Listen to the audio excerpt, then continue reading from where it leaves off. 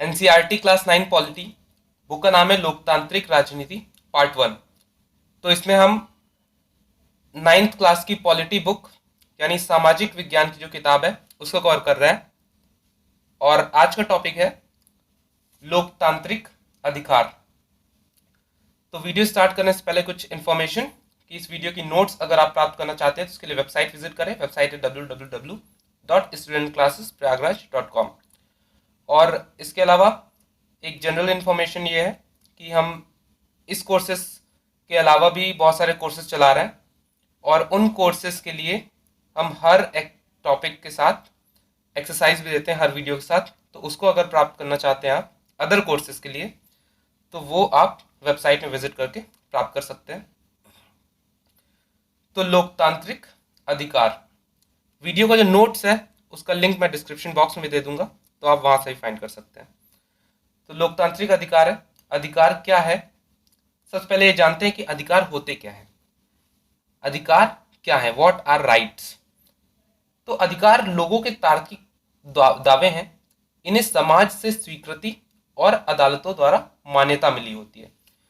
तो अधिकार क्या होते हैं, लोगों के दावे होते हैं। कैसे दावे, तार्किक यानी लॉजिकल दावे होने चाहिए। वो ऐसे नहीं कि कोई भी दावे आप करते हैं। आपके दावे जो होने चाहिए वो लॉजिकल होने चाहिए, उनमें रीजनिंग होनी चाहिए। और दूसरी बात, इन्हें समाज से स्वीकृति मिलनी चाहिए, मतलब ये सोशली एक्सेप्टेबल होने चाहिए। आपके राइट्स ऐसे नहीं होने चाहिए जो सामाजिक तौर पर एक्सेप्टेबल ना हो। और तीसरी चीज, उन राइट्स को इन्फोर्स करने के लिए अदालतों द्वारा उन्हें मान्यता मिली होनी चाहिए। तो ये तीन चीजें हैं जो अधिकार, जो किसी भी दावे को अधिकार बनाते हैं। क्या चीज, पहली बात वो तार्किक होने चाहिए, दूसरी बात उन्हें समाज से स्वीकृति मिली होनी चाहिए और तीसरी अदालतों द्वारा उन्हें मान्यता मिली होनी चाहिए। अधिकार तभी संभव है जब आपका अपने बारे में किया हुआ कुछ दावा दूसरों पर भी समान रूप से लागू हो। हमें कोई भी अधिकार इस बाध्यता के साथ मिलता है कि हम दूसरों के अधिकारों का आदर करें। यानी हमें जो अधिकार मिलते हैं वो एक सामाजिक तौर पर मिलते हैं, वो अधिकार सबको मिलते हैं। हमें कोई अधिकार मिल गया इसका मतलब ये भी है कि दूसरे को भी वही अधिकार मिले हैं। तो हमारे अधिकार तभी तक मान्य होंगे जब हम अपने अधिकारों को एंजॉय करते हुए दूसरों के वही अधिकार हम उनसे ना छीने। तो इसका मतलब यही है कि जब अपने बारे में हमारा किया हुआ दावा दूसरों पर भी समान रूप से लागू हो, हम जो अपने लिए दावा कर रहे हैं वो दूसरों पर भी उसी लेवल पर लागू हो रहा है, तभी अधिकार संभव है। हमें कोई भी अधिकार इस बाध्यता के साथ मिलता है कि हम दूसरे के अधिकारों का आदर करें। जब हम दूसरे के अधिकारों को आदर करेंगे तभी हम अपने राइट्स को एंजॉय कर सकेंगे। ये एक रेस्ट्रिक्शन लगाई जाती है अपने राइट्स को एंजॉय करने के लिए। समाज से स्वीकृति, समाज जिस चीज को सही मानता है, सबके अधिकार लायक मानता है, वही हमारे अधिकार होते हैं। इसलिए समय और स्थान के हिसाब से अधिकारों की अवधारणा बदलती रहती है। उदाहरण, 200 साल पहले अगर कोई कहता कि औरतों को भी वोट देने का अधिकार होना चाहिए तो उसे अजीब माना जाता। आज सऊदी अरब में इनको वोट देने का अधिकार ना होना अजीब लगता है। तो जो समाज से स्वीकृति वाले डेफिनेशन है उसमें यह बताया जाता है कि समाज में जो चीज एक्सेप्टेबल होती है वही राइट्स बनती है। इसलिए समय और स्थान के हिसाब से अधिकारों की जो डेफिनेशंस होती हैं वो बदलती रहती हैं। जैसे इसमें बताया गया एग्जाम्पल कि 200 साल पहले जो समाज में एक अवधारणा थी वो नॉर्मली एक्सेप्टेबल ये था कि वुमेन्स को वोट देने का अधिकार नहीं है, और ये एक्सेप्टेबल भी था। तो अगर तब कोई ये कहता कि वोट देने का अधिकार औरतों को होना चाहिए तो उसे अजीब माना जाता, उसे अधिकार नहीं माना जाता। लेकिन आज सऊदी अरब में ये वोटिंग राइट्स नहीं है तो ये चीज़ अजीब माना जाता है। तो समय के हिसाब से समाज में जो चेंजेस आते हैं उस हिसाब से अधिकारों की भी अवधारणाएं बदलती रहती है। अब तीसरी चीज़ है अदालत द्वारा मान्यता, जिससे अधिकारों का हनन होने पर कोई भी नागरिक अदालत का दरवाजा खटखटा सकता है, अपने अधिकारों की रक्षा की मांग कर सकता है। तो ठीक है, अधिकार बन गए, लेकिन अधिकारों को इन्फोर्स कौन करेगा। सभी लोगों ने कह दिया कि हाँ अधिकार हैं, लेकिन कोई आके दूसरा व्यक्ति आपके अधिकारों को हनन कर जाता है तो कैसे आप बोलेंगे कि मेरे अधिकार का हनन हुआ है, मैं इसे इन्फोर्स कराना चाहता हूँ। तो इसके लिए अदालतों द्वारा मान्यता होनी चाहिए। ठीक है, तो जैसे फॉर एग्जाम्पल आपके पास वोटिंग का अधिकार है, लेकिन आपको ये मना कर दिया जा रहा है कि आप वोटिंग नहीं दे सकते हैं, तो आप डायरेक्ट कोर्ट में जाकर अपने इस अधिकार को इन्फोर्स करा सकते हैं। तो ये इस वजह से अदालतों द्वारा मान्यता होनी चाहिए। अदालतों द्वारा मान्यता का मतलब है अगर कोई आपके अधिकार का हनन करे तो आपके पास ये राइट हो कि आप उसे इन्फोर्स करा सके। अब लोकतंत्र में अधिकार की क्या जरूरत होती है? लोकतंत्र में हर नागरिक को वोट देने और चुनाव लड़कर प्रतिनिधि चुने जाने का अधिकार है। लोकतांत्रिक चुनाव हो, इसके लिए लोगों को अपने विचारों को व्यक्त करने की, राजनीतिक पार्टी बनाने की और राजनीतिक गतिविधियों की आजादी का होना जरूरी है। लोकतंत्र में अधिकार बहुसंख्यकों के दमन से अल्पसंख्यकों की रक्षा करते हैं। ये अधिकार स्थितियों के बिगड़ने पर एक तरीके की गारंटी जैसे है। यह स्थिति आमतौर पर तब आती है जब बहुमत के लोग अल्पमत में आए लोगों पर प्रभुत्व कायम करना चाहते हैं। तो लोकतंत्र जो है उसमें ऑलरेडी मेजॉरिटी जो होती है, बहुसंख्यक जो होते हैं, उनके पास एक एज होता है, क्योंकि लोकतंत्र में डिस्कशन के द्वारा, नंबर्स के द्वारा चीजें तय की जाती हैं। फॉर एग्जाम्पल हम वोटिंग करते हैं तो एक नंबर्स का ही गेम होता है, जो मेजॉरिटी होती है उसकी बात मानी जाती है लोकतंत्र में। तो मेजॉरिटी कई बार अपना जो अधिकार है वो अल्पसंख्यक के ऊपर अपना प्रभुत्व कायम करना चाहती है, करने की सिचुएशंस आ सकती हैं। तो उन सिचुएशंस में ये अधिकार एक तरीके की गारंटी के तौर पे काम करता है अल्पसंख्यक लोगों के लिए, कि किसी भी डेमोक्रेसी में मेजॉरिटी अपनी मनमानी ना कर सके। अल्पसंख्यक लोगों के पास भी उतने ही अधिकार हों जितने बहुसंख्यक लोगों के पास हैं। ऐसी स्थिति में सरकार को नागरिक के अधिकारों की रक्षा करनी चाहिए, लेकिन कई बार चुनी हुई सरकार भी अपने ही नागरिकों के अधिकारों पर हमला करती है या संभव नागरिक के अधिकारों की रक्षा ना करे। इसलिए कुछ अधिकारों को सरकार से भी ऊंचा दर्जा दिए जाने की जरूरत है ताकि सरकार भी उनका उल्लंघन ना कर सके। तो अगर ऐसी सिचुएशंस आती हैं कि जो मेजॉरिटी है वो अपना प्रभुत्व कायम करना चाह रही है, वो अल्पसंख्यक लोगों को दबाना चाह रही है, तो उस स्थिति में सरकार को आगे आना चाहिए और उसे नागरिक के अधिकारों की रक्षा करनी चाहिए। लेकिन कभी कभी ऐसा नहीं होता, कभी कभी सरकार ही दमन करने लग जाती है अधिकारों का। तो इस सिचुएशंस में क्या किया जाता है, इन सब सिचुएशन से बचने के लिए अधिकारों का जो दर्जा होता है वो सरकार से भी ऊंचा रखा जाता है, ताकि सरकार भी इन अधिकारों का हनन ना कर सके। अधिकांश लोकतांत्रिक शासन व्यवस्थाओं में नागरिकों के अधिकार संविधान में लिखित रूप से दर्ज होते हैं। ये डायरेक्टली रिटन होते हैं ताकि कोई भी इनका उल्लंघन ना कर सके। भारतीय संविधान में अधिकार हमारे जीवन के लिए बुनियादी रूप से जरूरी अधिकारों को विशेष दर्जा दिया गया है। ये अधिकार संविधान में दर्ज है, इन्हें मौलिक अधिकार कहा जाता है। तो हमें संविधान में कुछ जो हमारे जीवन के लिए बहुत ही जरूरी अधिकार है उन्हें संविधान में लिख दिया गया है और उन्हें विशेष दर्जा दिया गया है। इन्हें फंडामेंटल राइट्स यानी मौलिक अधिकार कहते हैं। तो हमारा संविधान 6 प्रकार के मौलिक अधिकार प्रदान करता है। पहला है समानता का अधिकार। हमारा संविधान कहता है कि सरकार भारत में किसी व्यक्ति को कानून के सामने समानता या कानून से संरक्षण के मामले में समानता के अधिकार से वंचित नहीं कर सकता। तो कुल मिला के कानून के सामने सभी बराबर हैं, सभी समान रूप से कानून के सामने देखे जाएंगे। तो इसका मतलब यह है कि किसी व्यक्ति का दर्जा या पद चाहे जो हो, सब पर कानून समान रूप से लागू होता है। इसे कानून का राज भी कहते हैं, रूल ऑफ लॉ। कोई व्यक्ति कानून के ऊपर नहीं है। कोई भी व्यक्ति वैधानिक रूप से अपने पद या जन्म के आधार पर विशेषाधिकार या खास व्यवहार का दावा नहीं कर सकता। तो आप अपनी पोस्ट, आप अपने पद, आप अपने पैसे, इन सब का यूज करके आप कानून से ऊपर नहीं जा सकते। कानून के सामने सब बराबर हैं और सभी लोग कानून के अकॉर्डिंग ही चलेंगे। इसी वजह से इसे कानून का राज कहा जाता है, यानी रूल ऑफ लॉ। लॉ के अकॉर्डिंग सब चलेंगे। किसी के लिए कोई विशेष रूप से कोई उनके साथ ट्रीटमेंट नहीं किया जाएगा कानून के अकॉर्डिंग। समानता के अधिकार के अंतर्गत संविधान में कुछ और बातें स्पष्ट हैं। सरकार किसी से भी उसके धर्म, जाति, समुदाय, लिंग और जन्म स्थल के आधार पर भेदभाव नहीं कर सकती है। तो समानता के अधिकार के अंतर्गत कुछ चीजें स्पेसिफिक रूप से बताई गई हैं, जैसे सरकार किसी से भी उसके धर्म, जाति, समुदाय, लिंग और जन्म स्थल, इनके आधार पर भेदभाव नहीं कर सकती है।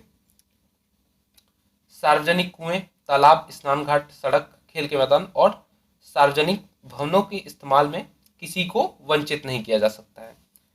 सरकार में किसी पद पर नियुक्ति या रोजगार के मामले में सभी नागरिकों के लिए अवसर की समानता है। धर्म, जाति, समुदाय, लिंग, जन्मस्थल के आधार पर किसी भी नागरिक को रोजगार से अयोग्य नहीं करार दिया जा सकता है या उनके साथ भेदभाव नहीं किया जा सकता है।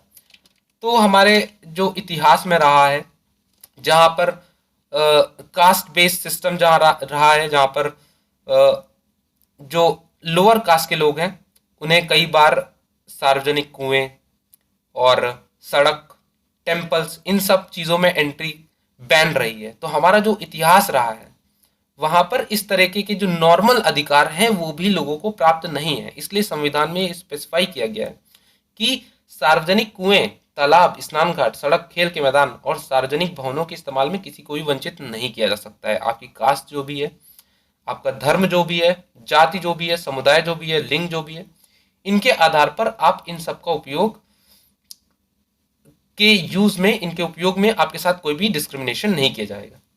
अब बात आती है कि जब सब समानता का अधिकार सबको मिला है तो वहां पर आरक्षण जैसी चीज कहां से आ जाती है? क्या यह समानता के अधिकार के विरोध में नहीं है? तो भारत सरकार ने नौकरियों में अनुसूचित जाति, अनुसूचित जनजाति और अन्य पिछड़ी जातियों के खिलाफ आरक्षण की व्यवस्था की है। क्या यह समानता के अधिकार के खिलाफ है? तो इसे बताया जाता है नहीं, क्योंकि समानता का मतलब है हर किसी को उसकी क्षमता के अनुसार काम करने का समान अवसर उपलब्ध कराना। तो यहाँ पर सबसे इंपॉर्टेंट चीज है समान अवसर। अवसर जो होता है वो सबके लिए समान नहीं होता है, तो वो अवसर सबको समान रूप से उपलब्ध हो। कोई व्यक्ति का बैकग्राउंड कुछ अलग है, कोई व्यक्ति का बैकग्राउंड कुछ अलग है, कोई के लिए कोई चीज आसान है, किसी के लिए सरकारी नौकरियों में, जैसे फर्स्ट जनरेशन के लोग सरकारी नौकरी में, तो उनके लिए गाइडेंस पहले से अवेलेबल होता है। किसी के लिए वो पहली जनरेशन में ही जा रहे हैं, उनके परिवार में कोई सरकारी नौकरी में नहीं गया है, तो उनके लिए कोई भी गाइडेंस अवेलेबल नहीं है।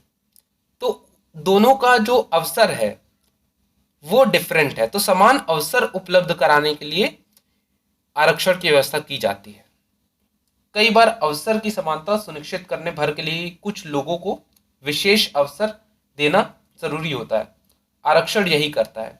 संविधान भी स्पष्ट रूप से कहता है कि इस तरह का आरक्षण समानता के अधिकार का उल्लंघन नहीं है। संविधान सामाजिक भेदभाव के एक बहुत ही प्रबल रूप छुआछूत का जिक्र करता है और सरकार को निर्देश देता है कि वह इसे समाप्त करे। संविधान ने छुआछूत को दंडनीय अपराध घोषित किया है। तो संविधान में एक स्पेसिफिक बात समानता के अधिकार के अंतर बताई गई है, छुआछूत का जिक्र किया गया है और इसमें बताया गया है कि सरकार को निर्देश दिया गया है कि वह इस प्रथा को खत्म करे और इसे दंडनीय अपराध, पनिशेबल क्राइम घोषित किया है संविधान ने। तो छुआछूत एक इंडिया में प्राचीन तौर पर अनटचेबिलिटी इसे इंग्लिश में कहा जाता है, ये प्रैक्टिस की जा रही है कि की जाती रही है। तो ये इस प्रथा को 1947 में जब हम आज़ाद हुए, जब हमने एक नए भारत की शुरुआत की, तो उस नए भारत में इस तरीके की प्रथाओं का कोई भी स्थान नहीं था। तो संविधान में डायरेक्टली इसको खत्म करने की बात की गई है। तो यहाँ छुआछूत का मतलब कुछ खास जाति के लोगों के शरीर को छूने से बचना भर नहीं है। यह तो सारी सामाजिक मान्यताएं और आचरण है जो किसी खास जाति में जन्म लेने भर से लोगों को नीची नजर से देखा जाता है या उनके साथ अलग तरह का व्यवहार किया जाता है। तो कास्ट बेस्ड जो डिस्क्रिमिनेशन है, जहाँ पर लोअर कास्ट के जो लोग हैं, जो कहा जाता है कि वो लोअर कास्ट के लोग हैं, उनके साथ एक डिस्क्रिमिनेटरी बिहेवियर किया जाता है।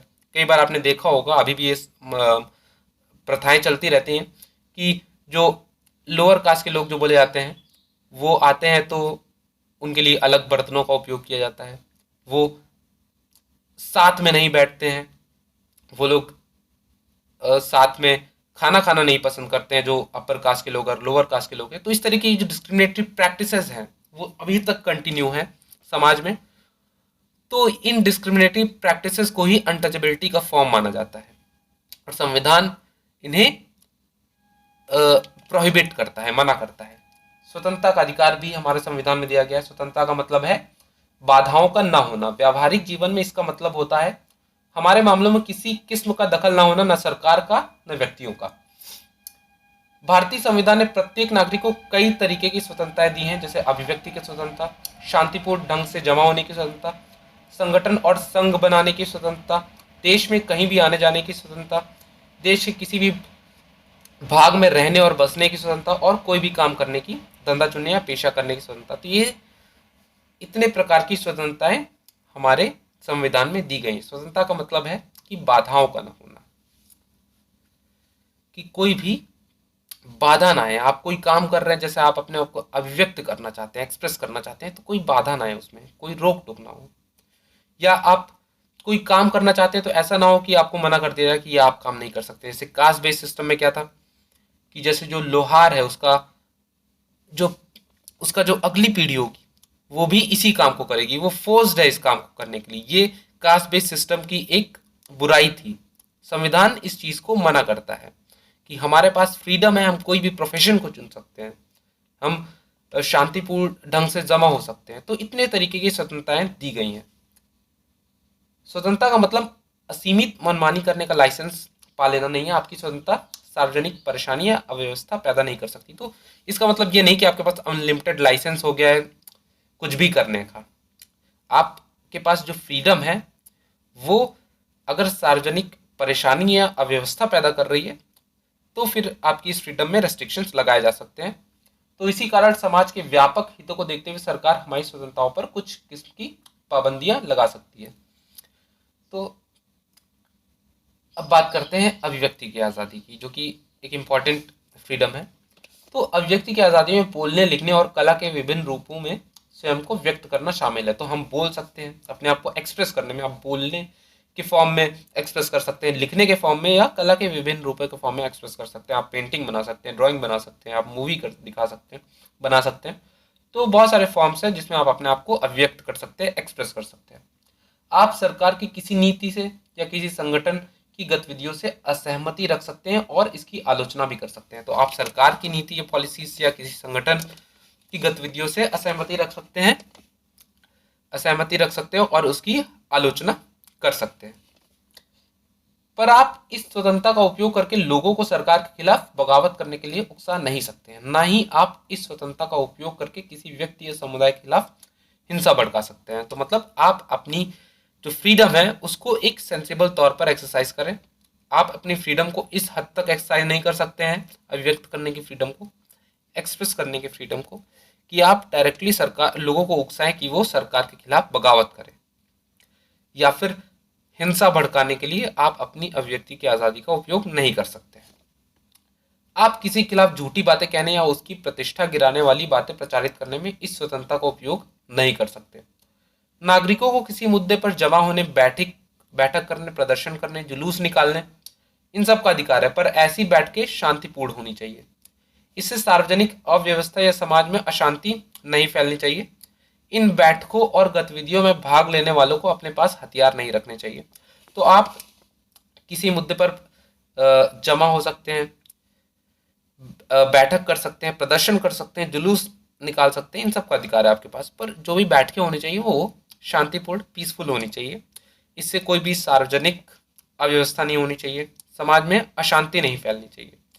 और सबसे इम्पोर्टेंट बात कि इन बैठकों या गतिविधियों में आपके पास कोई भी हथियार नहीं होने चाहिए। नागरिकों को संगठन बनाने की भी स्वतंत्रता है। ऑर्गेनाइजेशन बना सकते हैं आप, जैसे किसी कारखाने के मजदूर अपने हितों की रक्षा के लिए मजदूर संघ बना सकते हैं। किसी भी नागरिक को देश के किसी भी हिस्से में जाने की स्वतंत्रता है। हम भारत के किसी भी हिस्से में रह और बस सकते हैं, हम कहीं भी जा सकते हैं। टेम्परेरी तौर पे जा सकते हैं कि आप पढ़ाई करने जा रहे हैं, कहीं पे घूमने जा रहे हैं, या फिर आप वहां पर बसने के लिए भी जा सकते हैं। पेशा चुनने के मामले में ऐसी ही स्वतंत्रता प्राप्त है। आपको कोई भी यह आदेश नहीं दे सकता कि आप सिर्फ यह काम करें या वह। पिछड़ी और कमजोर जातियों के लोगों से यह नहीं कहा जा सकता कि वे अपने परंपरागत पेशों में ही रहें, जैसा कि भारत के कास्ट सिस्टम में रहा है हमेशा से, कि जो पिछड़ी और कमजोर जातियां रहे उनके लोगों को यही कहा गया कि आप जो काम कर रहे हैं लगातार आपकी हर पीढ़ी वही काम करेगी। उनके पास ये फ्रीडम नहीं है कि वो दूसरा कुछ काम कर सके, एक्सरसाइज कर सके, कैरियर अपॉर्चुनिटीज एक्सप्लोर कर सके। तो ये चीज़ खत्म की गई है, ये फ्रीडम दी गई है कि आप जो भी पेशा चुनना चाहें वो चुन सकते हैं। किसी भी व्यक्ति को उसके जीने के अधिकार और निजी स्वतंत्रता से वंचित नहीं किया जा सकता है कानून द्वारा स्थापित व्यवस्थाओं को छोड़कर। तो यहाँ पर राइट टू लाइफ यानी आपको जीने का अधिकार भी है और निजी स्वतंत्रता के अधिकार, इन सबसे वंचित नहीं किया जा सकता है। सिर्फ और सिर्फ वंचित किन स्थिति में किया जा सकता है, कानून द्वारा अगर कोई स्थापित प्रक्रिया है, व्यवस्था है, तो उसके अनुसार ही किया जा सकता है, अन्यथा नहीं किया जा सकता है। इसका मतलब है कि जब तक अदालत किसी व्यक्ति को मौत की सजा नहीं सुनाती उसे मारा नहीं जा सकता है। कानूनी आधार होने पर ही सरकार या पुलिस अधिकारी किसी नागरिक को गिरफ्तार कर सकता है, वो भी कुछ नियमों के अनुसार। तो गिरफ्तार या हिरासत में लिए गए व्यक्ति को उसकी गिरफ्तारी और हिरासत में लेने के कारणों की जानकारी देनी होती है।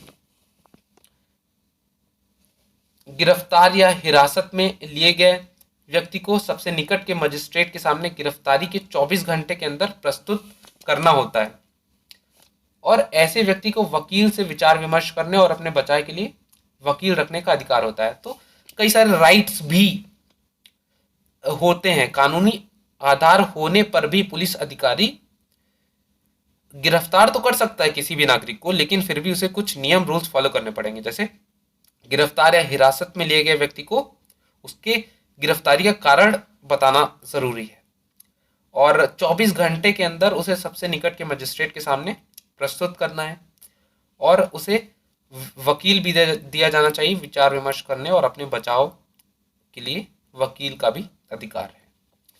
अब इसके बाद अधिकार आता है शोषण के खिलाफ अधिकार। हमारे संविधान निर्माताओं ने इसे भी संविधान में लिखित रूप से दर्ज करने का फैसला किया ताकि कमजोर वर्गों का शोषण न हो सके। संविधान ने खास तौर पर 3 बुराइयों का जिक्र किया है और इन्हें गैर कानूनी घोषित किया है। पहला, संविधान मनुष्य के अवैध व्यापार को निषेध करता है। दूसरा, हमारा संविधान किसी किस्म के बेकार या जबरन काम लेने का निषेध करता है। बेकार प्रथा में मजदूरों को अपने मालिक के लिए मुफ्त या बहुत थोड़े से अनाज वगैरह के लिए जबरन काम करना पड़ता है। जब यही काम मजदूर को जीवन भर करना पड़ जाता है तो उसे बंधुआ मजदूरी कहते हैं।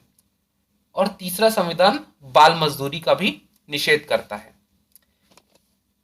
किसी कारखाने, खदान या रेलवे और बंदरगाह जैसे खतरनाक काम में कोई भी 14 वर्ष से कम उम्र के बच्चे से काम नहीं करा सकता है। इसी को आधार बनाकर बाल मजदूरी रोकने के लिए अनेक कानून बनाए गए हैं।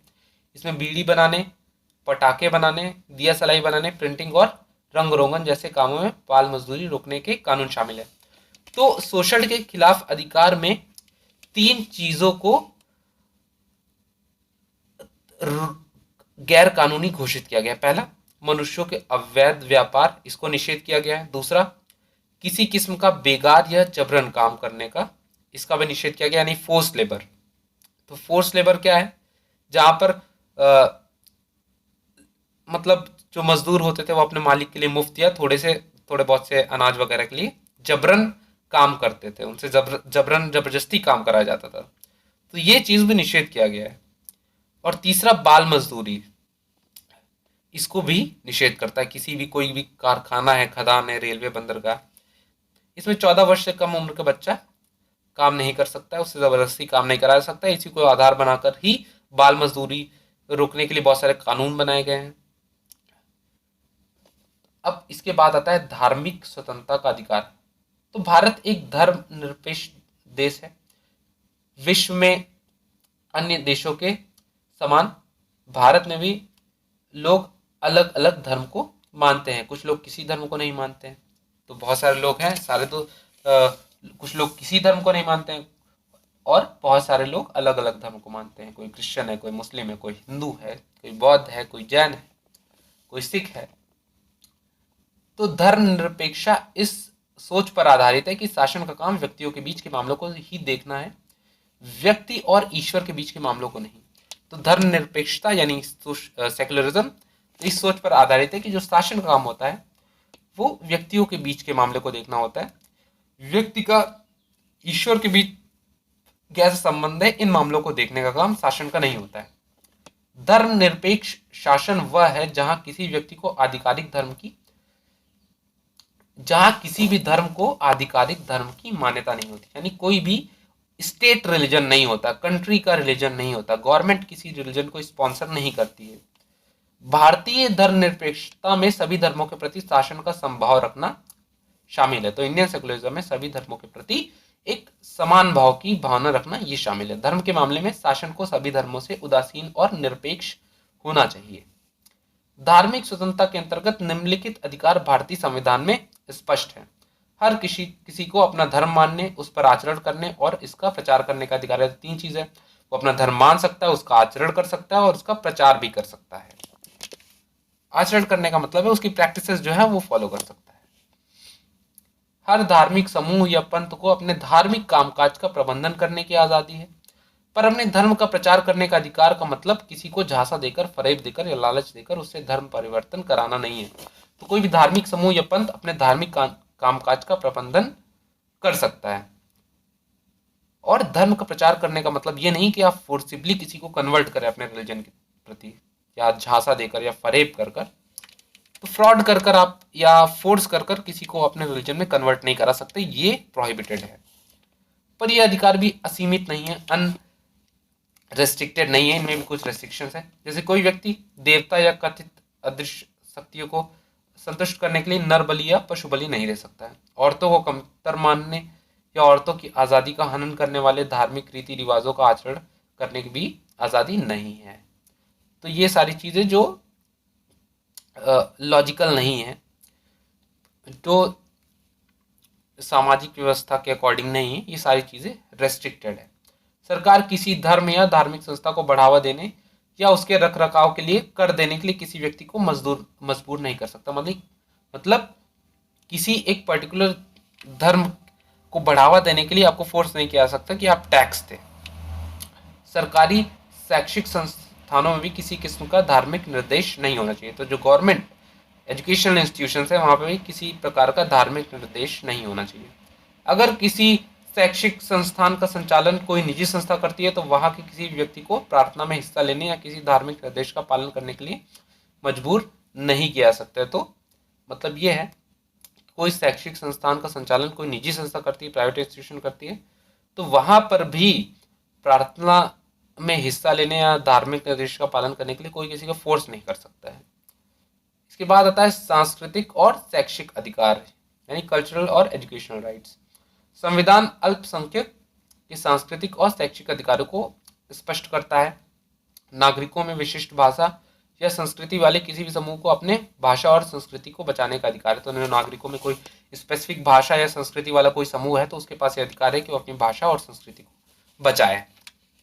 किसी भी सरकारी या सरकारी अनुदान पाने वाले शैक्षिक संस्थानों में किसी नागरिक को धर्म या भाषा के आधार पर दाखिला लेने से नहीं रोका जा सकता। तो कोई भी सरकारी या सरकारी अनुदान पाने वाले शैक्षिक संस्थान में किसी भी नागरिक को धर्म या भाषा के अधिकार पर दाखिला देने से नहीं रोका जा सकता। तो धर्म या भाषा, ये दो इंपॉर्टेंट चीजें आप याद रखिए। धर्म या भाषा के अधिकार पर दाखिला देने से नहीं रोका जा सकता है। सभी अल्पसंख्यकों को अपनी पसंद का शैक्षिक संस्थान स्थापित करने और चलाने का अधिकार है। तो जो अल्पसंख्यक वर्ग है उसके पास ये अधिकार है कि वो अपनी पसंद का शैक्षिक संस्थान स्थापित भी करे और उसे चलाने का भी अधिकार उसके पास है।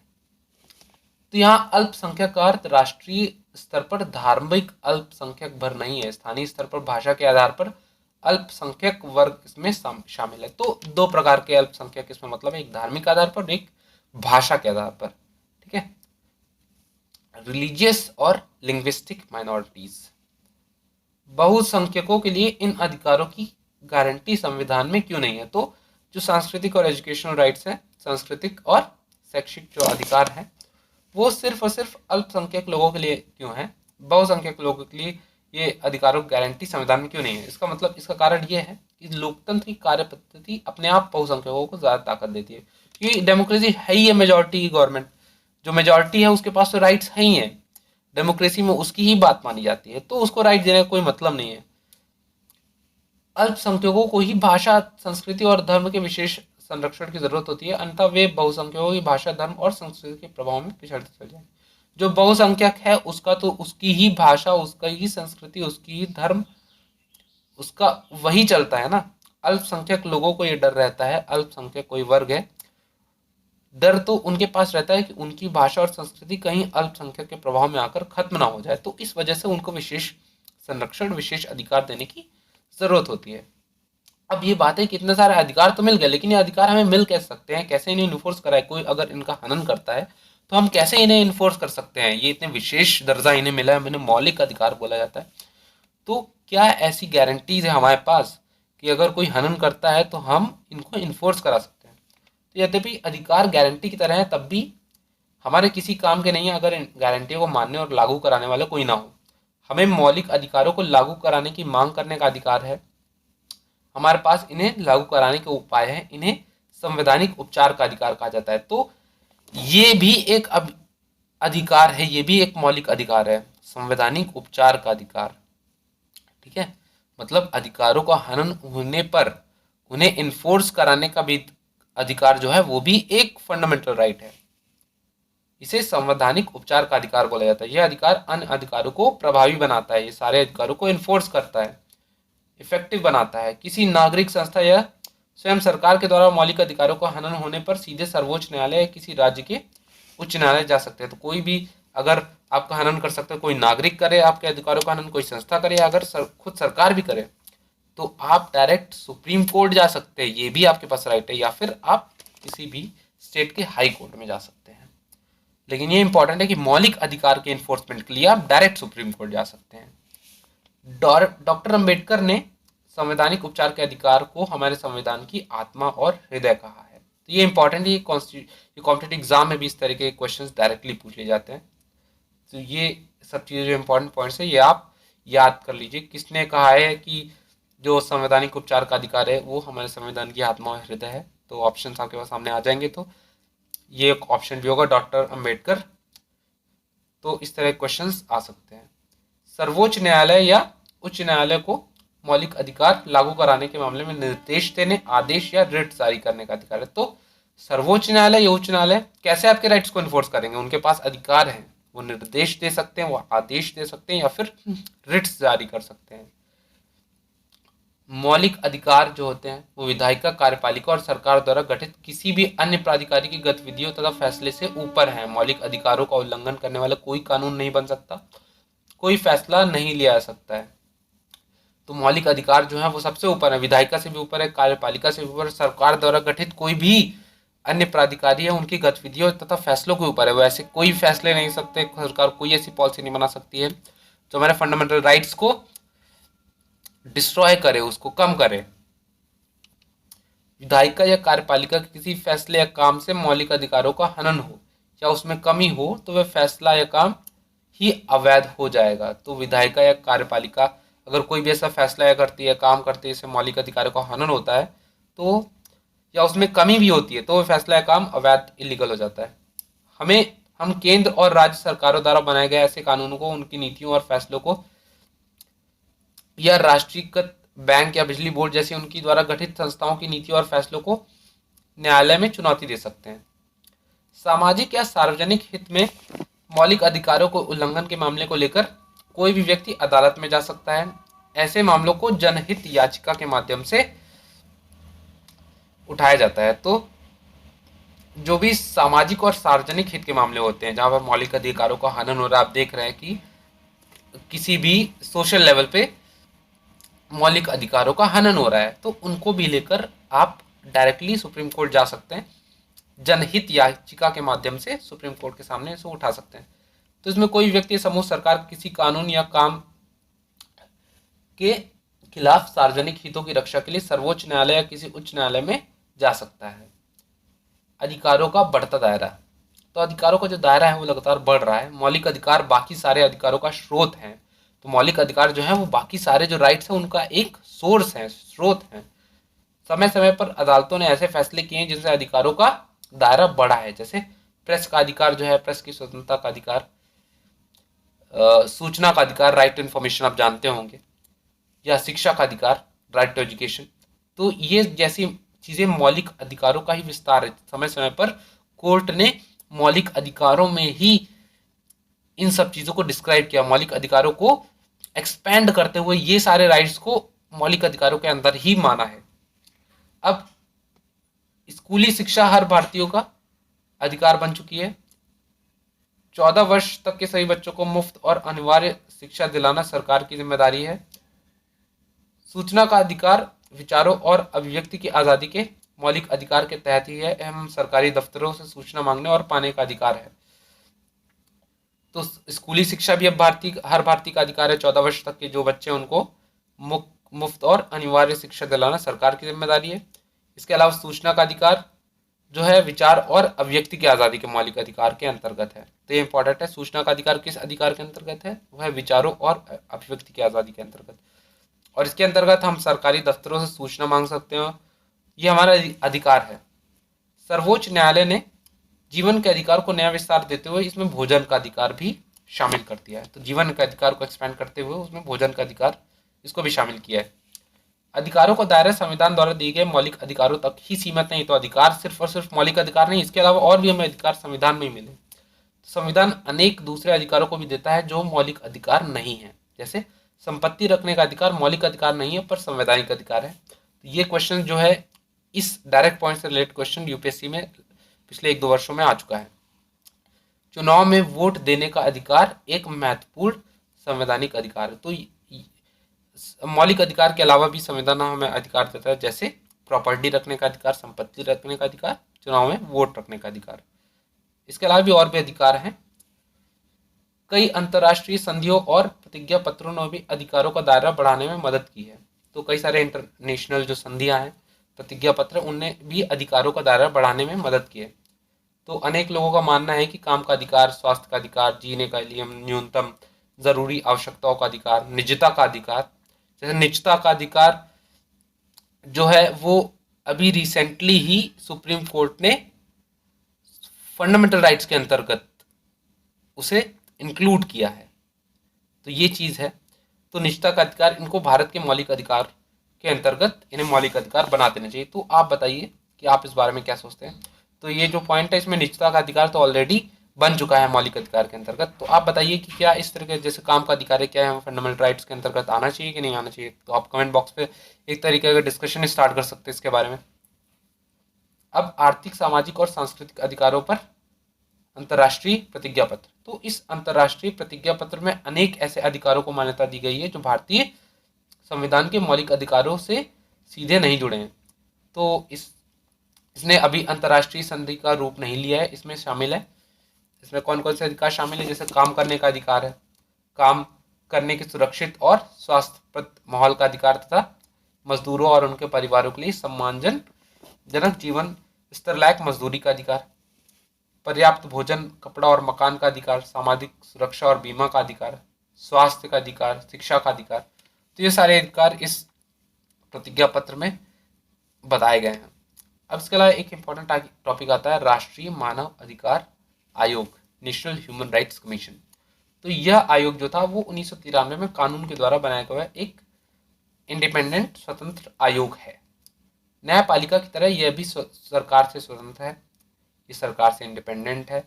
आयोग की नियुक्ति राष्ट्रपति करते हैं और इसमें आमतौर पर सेवानिवृत्त जज, अधिकारी या प्रमुख नागरिक को नियुक्त किया जाता है। यह पीड़ितों को उनके मानव अधिकार दिलाने में मदद करता है। इनमें संविधान प्रदत्त अधिकार भी शामिल हैं। राष्ट्रीय मानव अधिकार आयोग में अधिकारों की परिभाषा में संयुक्त राष्ट्र द्वारा बनाई गई वे संविधान, संधियां और अंतर्राष्ट्रीय घोषणाएं भी शामिल है जिन पर भारत ने दस्तखत किए गए। तो राष्ट्रीय मानव अधिकार आयोग के अधिकारों की जो डेफिनेशंस है उसमें यूएन के द्वारा जो ट्रीटीज की गई हैं और अंतर्राष्ट्रीय घोषणाएं की गई, उनमें जो राइट्स दिए गए वो भी इसके अंतर्गत आते हैं, जिसमें भारत ने दस्तखत किए गए। जिन ट्रीटीज में, जिन घोषणाओं में भारत ने दस्तखत किए हैं उनमें जो राइट्स हैं वो भी राष्ट्रीय मानव अधिकार आयोग के राइट्स की डेफिनेशन के अंतर्गत आते हैं। राष्ट्रीय मानव अधिकार आयोग खुद किसी को सजा नहीं दे सकता है। अधिकार आयोग का काम मानव अधिकार के उल्लंघन में किसी भी मामले में स्वतंत्र और विश्वसनीय जांच करना। तो ये इंपॉर्टेंट है। इसका काम क्या है? इंडिपेंडेंट और विश्वसनीय जांच करना है। ये किसी को सजा नहीं दे सकता, ये सिर्फ और सिर्फ इन्वेस्टिगेशन कर सकता है। जांच करने के सिलसिले में इसके पास व्यापक अधिकार है। तो इन्वेस्टिगेशन में इसके पास बहुत सारे अधिकार है। किसी भी अदालत की तरह यह चश्मदीद गवाहों को सम्मन देकर बुला सकता है, किसी सरकारी अधिकारी से पूछताछ कर सकता है, किसी सरकारी दस्तावेज की मांग कर सकता है, किसी जेल में जाकर जांच कर सकता है या घटना स्थल पर अपनी टीम भेज सकता है। तो ये सारे राइट्स इसके पास है, नेशनल ह्यूमन राइट्स कमीशन के पास। ये किसी को सजा नहीं दे सकता, ये सिर्फ और सिर्फ इंडिपेंडेंट इन्वेस्टिगेशन कर सकता है। ठीक है, तो ये एक इम्पॉर्टेंट टॉपिक है लोकतंत्र अधिकार। ये बहुत ही ज़्यादा इम्पॉर्टेंट टॉपिक है, ना सिर्फ क्लास 9 के सिलेबस के लिए बल्कि कॉम्पिटिटिव एग्जाम में, यूपीएससी जैसे एग्जाम्स में लगातार इस टॉपिक से, एनसीईआरटी के टेक्स्ट से ही क्वेश्चंस लगातार पूछे जाते हैं। तो ये टॉपिक्स जो है वो बहुत ही इम्पोर्टेंट है। इस टॉपिक को अगर आपने अभी तक देख लिया है तो बहुत ही ज़्यादा आपने समझ लिया होगा, एक बहुत ही इंपॉर्टेंट टॉपिक आपने तैयार कर लिया है। तो ये टॉपिक यहीं पे खत्म होता है। आप इसके बाद अगर आपको ये पसंद आता है तो शेयर ज़रूर करिए और सब्सक्राइब ज़रूर करिए, ताकि इस तरह के वीडियोज़ आपको और भी मिलते रहें। और अगर आप हमें सपोर्ट करना चाहते हैं, जो कि बहुत ज़्यादा हमारे लिए मोटिवेटिंग होता है, तो जॉइन बटन के थ्रू आप ₹29 पर मंथ हमें सपोर्ट कर सकते हैं, या फिर वन टाइम पेमेंट के लिए आप SCPN@UPI SCPN@Quota कर सकते हैं। इसके अलावा एक बहुत ही इंपॉर्टेंट चीज़ चल रही है, पेड कोर्सेज, जो कि जॉइन बटन में, जहाँ पर हम 6000 प्लस क्वेश्चन का प्रैक्टिस बैच चला रहे हैं। जो भी लोग कॉम्पिटेटिव एग्जाम्स की तैयारी कर रहे हैं, वो अगर इस बैच को ज्वाइन करते हैं तो वो 6000 प्लस क्वेश्चंस जो कि जीएस मैथ रीजनिंग से रिलेटेड हैं, और जो कि क्वालिटी क्वेश्चंस है, जो कि स्टूडेंट क्लासेस प्रयागराज के 10 वर्षों के अनुभव का निचोड़ है, अगर आप वो करते हैं तो लगातार आप अपने आप में इम्प्रूवमेंट देखेंगे और कॉम्पिटेटिव एग्जाम में आप बहुत ही, आपकी तैयारी बहुत ही बेहतर हो जाएगी। तो इसी के साथ ही वीडियो समाप्त होता है। विल मीट नेक्स्ट टाइम, तब तक के लिए बाय।